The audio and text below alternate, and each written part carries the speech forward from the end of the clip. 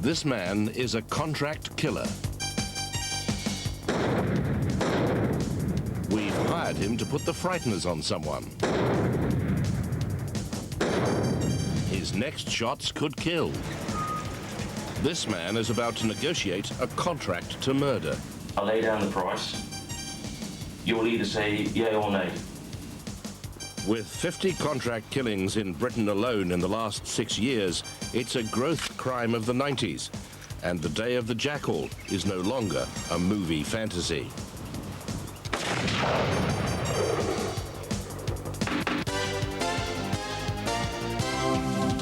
I was in danger. There's a contract out to kill me. Families seldom recover fully from the effects of one of these kinds of killings. Over the next 10 or 15 years, I believe you'll see a lot more of this on the streets of Britain. You should have no connection between the killer and his victim. Spain, Mecca for holidaymakers, home to expatriate Britons wanting to retire to the sun, hiding place for crooks on the run. And a perfect setting for our operation to film for the first time a contract killer in action. We've hired this villa and invented an elaborate story about a runaway British businessman whose partner wants to get even. Now all we need is the man to carry out the contract. The convention is we'll never meet him, and we'll have to supply him with his weapon. Back home in England and in a hotel in Nottingham, we're about to meet another hitman who has a tariff for everything, from breaking someone's leg to total elimination. Contract killing occurs where a criminal group or an individual seeks out the services of somebody else to do a hit, a killing for them. Sometimes it's gangland motivated, sometimes it's an individual who wants to dispense with a spouse or a business partner. A contract killer needs 3 things: a weapon which can't be traced, an intermediary, a sort of cut-off to hide the link between the man who orders the killing and the man who pulls the trigger, and a good deal of careful planning. It's not easy, but it's a lot less difficult than you might think. The Glasgow Police Armoury houses 14,000 weapons, not for police use, but recently seized or even bought from criminals to get them off the streets. Many will be deactivated and advertised for sale, quite legitimately, in specialist magazines. Most are deactivated by cutting a slot in the barrel and removing the firing pin. To unscrupulous gunsmiths, this provides little deterrent. At this family-run arms business in the Midlands, they're happy to sell us a deactivated gun, but with the tools and the blank barrel, we would need to reactivate it. This is the very last one, and that's not salesmanship tool. Believe it or not. That's a right chunk of metal. Please, I mean, whatever you... I don't want to know what you're doing. As far as we're concerned, you've got a barrel that's shot out, and you're going to clean it up. Aren't you? Yeah. Yeah. We take our purchases to a licensed armourer, Conrad Cross. This is a deactivated 9mm Browning pistol. This is a barrel blank, and this is a reaming tool. With these, we could reactivate this pistol to fire. What's my legal standpoint from the law if I've... Well, you're okay to have the reamer. I'm okay to have the deactivated. But once you do this, put the two together and cut the chamber, then you burn them off. Made a firearm. Blood for fire. No. For legal reasons, because they're facing trial for alleged firearms offences, we can't identify the men who sold us the deactivated gun. But further north, Manchester police have already traced a number of guns seized from criminals to that family and their business. The firm that you've been looking at have been responsible for the sale of 12 deactivated weapons, quite legally, which have turned up on the streets of Manchester in a reactivated, fully working condition in the hands of criminals. I believe that it is the simplest way of illegally obtaining a firearm. There's no doubt in my mind that For anyone who wanted to carry out any kind of shooting or any kind of firearms offence, the easiest way is to buy a deactivated weapon and have it reactivated. Buying deactivated guns is perfectly legal, but reactivating them is not, though all you need is some tools and a modicum of expertise. There are, however, easier ways of acquiring guns. A few dropped hints in the kind of pub frequented by criminals, and we were given a rendezvous in the woods near Hereford.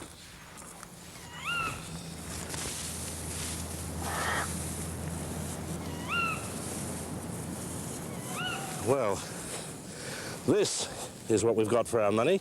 A .22 caliber revolver, complete with that very necessary accessory, a silencer, and a handful of .22 caliber hardpoint ammunition. We're now ideally equipped to be a close-range hitman.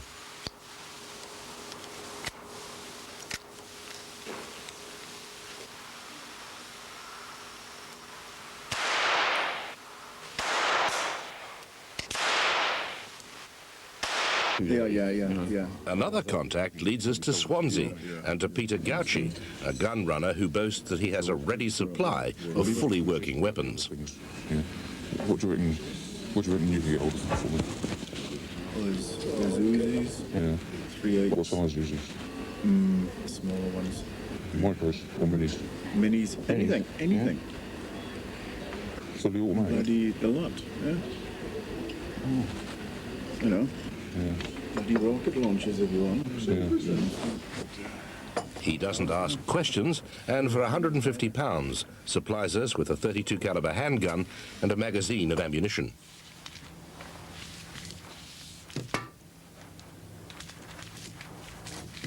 Again, we asked the armourer to check it out. This appears to be a .32 automatic pistol that was made in Spain. This is a quantity of ammunition for a .32 pistol, which will be capable of firing in this pistol.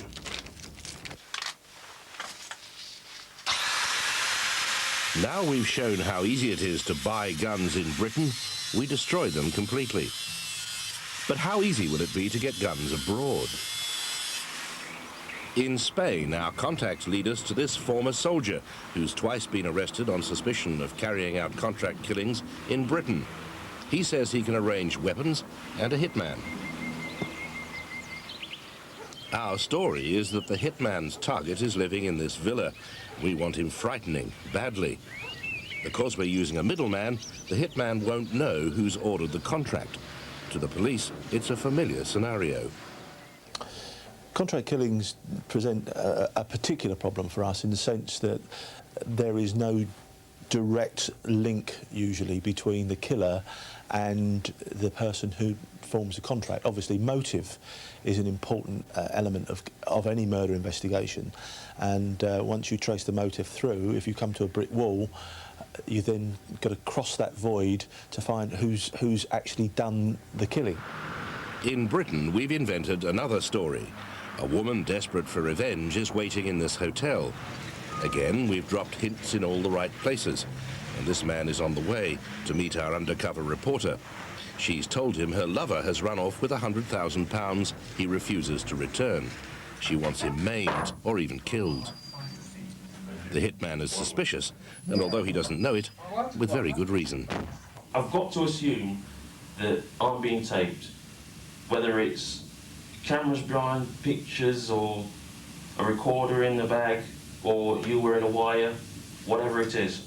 I have to make sure. I've had 3.5 years now where I've not had an incident at all. At all. Just because of the precautions that I decide to take. So, if we are to sort of do business as such, first things first is we need to get out of this room. The way I do things is look after myself first. Make sure that I'm talking to somebody and talking to one person only. Then I lay down the price. You'll either say yay or nay. He looks very professional. Our undercover reporter is first asked to turn out her handbag.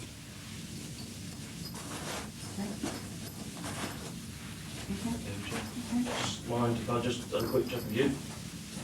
Then she's given a body search. Excuse me.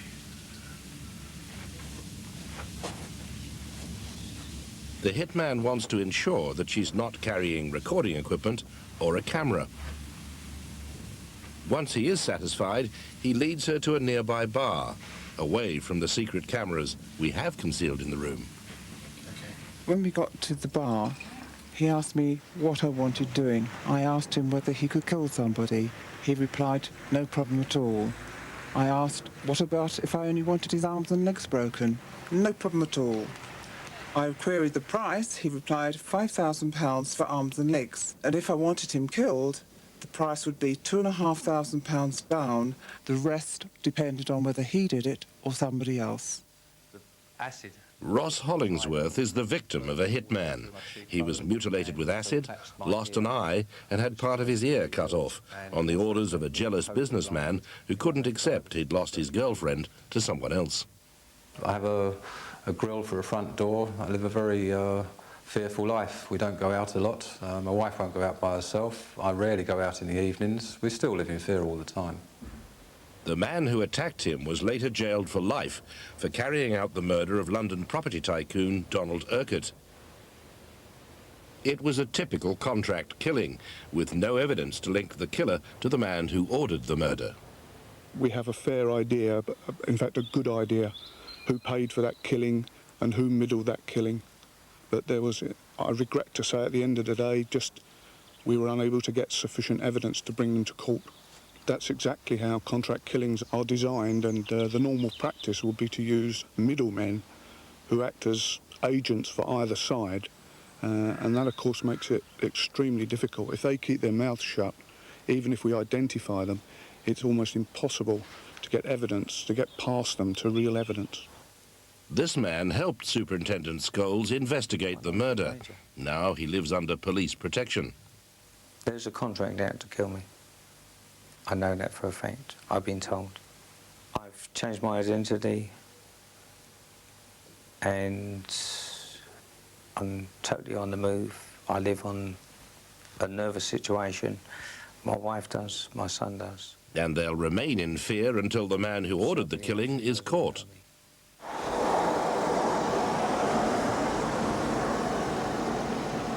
Importing or exporting a weapon through a port like Dover is difficult, though not impossible. But in any case, we're heading unarmed to mainland Europe to take advantage of the almost complete lack of border controls to obtain and to smuggle the hitman's choice to the location of his unwitting victim. If you're going to do away with border controls, then the things that you put in its place are cooperation, intelligence, etc. If you don't have cooperation, and there are indications now and again that cooperation touches on political sensibilities, then you're inevitably going to have a problem. As we leave Dover, our contacts in Britain are already making arrangements for us to pick up weapons in Europe. Our first pickup point in Belgium is only a few miles from the European Union headquarters in Brussels. It was there the decision was made to scrap border controls. Our contact arranges for us to pick up a .38 caliber handgun and a box of bullets.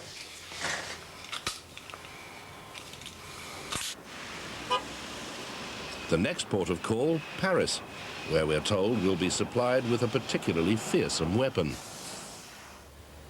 As before, we're not told who's supplying it, but we are told where we can find it.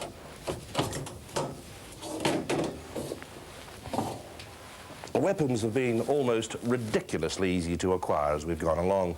We've collected them from under bushes, inside barns, and now this Parisian hotel room. And the bigger your bankroll, the bigger the bang you get.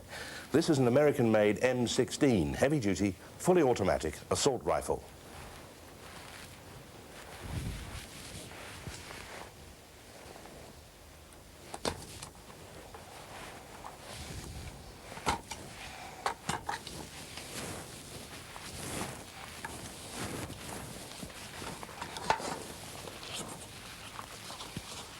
And so what we've got after a few minutes' work and a couple of seconds of dismantling is inside this relatively innocent-looking sports bag a highly efficient killing machine. We now have a selection of weapons, none of which can be traced to the hitman we'll use. We've cleared Belgian and French customs without a single check and are now heading across the frontier into Spain.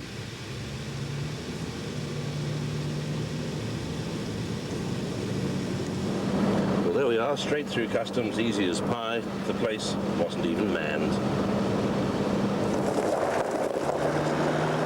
A deserted hillside in southern Spain, a few miles from the villa we rented, and we test the weapons we've obtained.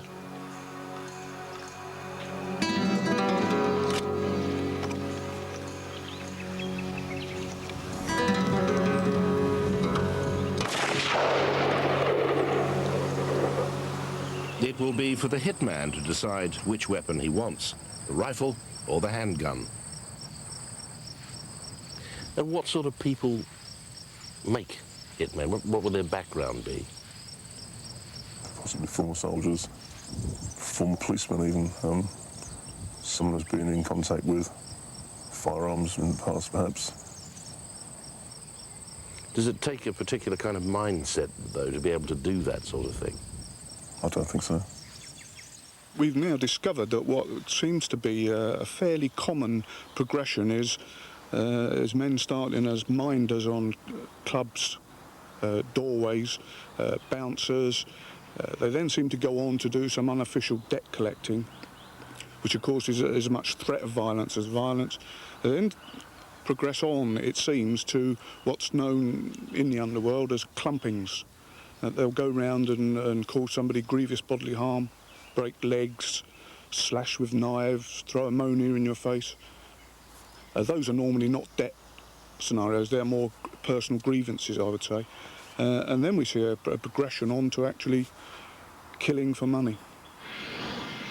The hitman we've hired through our contact flies into Malaga Airport. He can walk freely through customs because he's unarmed. He'll get his weapon from our middleman.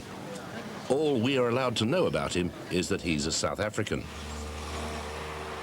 He has his orders. Our mythical businessman is to be badly frightened. The hitman must act quickly and leave the country immediately. Unknown to him, every move he makes is secretly filmed.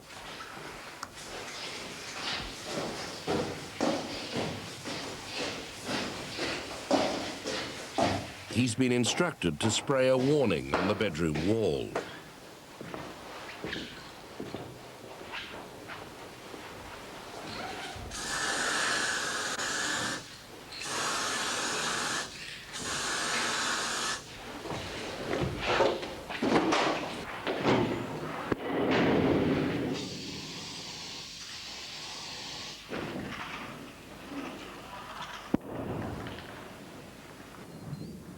Then he's to fire into the pillow as a final deadly threat.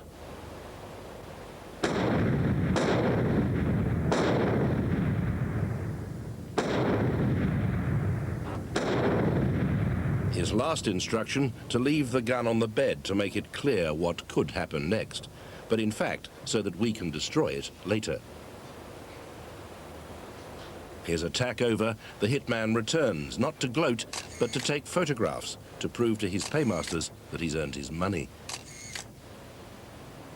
The idea this time was to frighten rather than to kill the target, a sort of gypsy's warning pointing to the future in case he didn't behave. And that's perhaps why the hitman chose to use a small caliber handgun at close range rather than a sniper's rifle. We don't know, as is usual in cases like this, the real identity of the hitman, but we do understand he's a full-time professional. And as once again we totally destroy the weapons, that South African professional has already flown out of the country.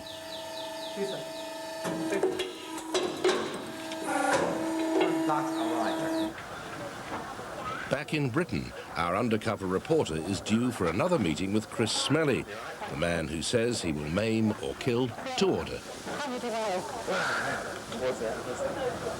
thought about what you said, right, and you did say, next time you see me, I've got to give you the money, yes, right? I have the money with me, yes? said, I don't have his information, but I put the money on to find a good place. If you do understand that I want this man, right, to go to where I don't to breathe anymore, right? You can understand that. Right, what you're talking about here is something that can happen anyway. It's not a problem. Right. It is a problem, not in this world. Can you guarantee it? Can I guarantee it? As far as I'm concerned, it's a waste of time even talking to you, that's a con. To ensure her safety, our reporter isn't carrying a microphone, but we still manage to record the conversation from a nearby table. I'm not doubting you, at all. As I said, it's more a case of waiting for the day itself. Yeah. And then you see the results. Right. I want to say you see the results, I mean you will see the results. You'll get a phone call. Right. Basically, and we'll meet, then you'll get a phone call. He won't go any further without a down payment and disappears into the cafe to count the money.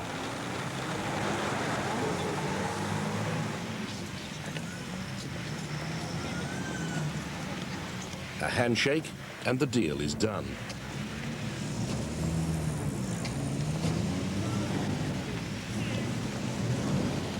That's our signal to appear, but he spots us, and the man he boasts he will take on anything takes off. He gets away for now, but tonight the police have our evidence and will doubtless pay him a call themselves. Time also to confront Peter Gauci, the gun runner who supplied us with a handgun for cash. Roger Cook, Central Television. I'd like you to tell me about your illegal arms dealing business. Who, me? Yes, you. We have filmed you offering to sell everything from a gun, a handgun, to a rocket launcher, and we bought from you a .32 caliber pistol. Yeah, do you know nothing about it? Well, that's strange, because you were there. Anything. Yeah. Fully automatic. The lot, yeah. You know. Yeah. The rocket launchers if you want. Yeah. You could even supply a rocket launcher, you said. And we bought from you a .32 caliber, Spanish-made, semi-automatic pistol. You don't have any licenses to sell these weapons, do you?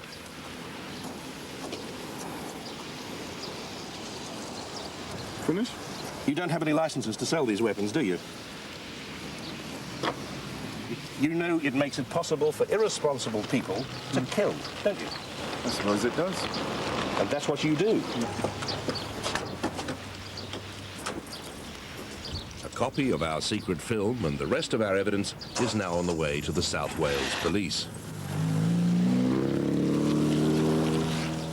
Ironically, during the making of this program, the police came up with the information that a contract had been taken out on me. The man behind it, John Palmer, whom we'd exposed in a previous series as a money launderer and a timeshare shark with a violent reputation. At least 3 million. We have the tape of it. Everything you said has been recorded. Everything, including requests for enforcers. His is not the first death threat I've had, but police warn it is one of the most serious. And as our underworld contact says, such contracts are increasingly common. From drugs money. No one should think it'll never happen to him, because the price of life's getting cheaper by the day. Over the next few years, you can see a lot more of this on the streets of Britain. The guns are everywhere, and so the people who are willing to use them. Hardly a day goes by without the word going out to someone to be hit.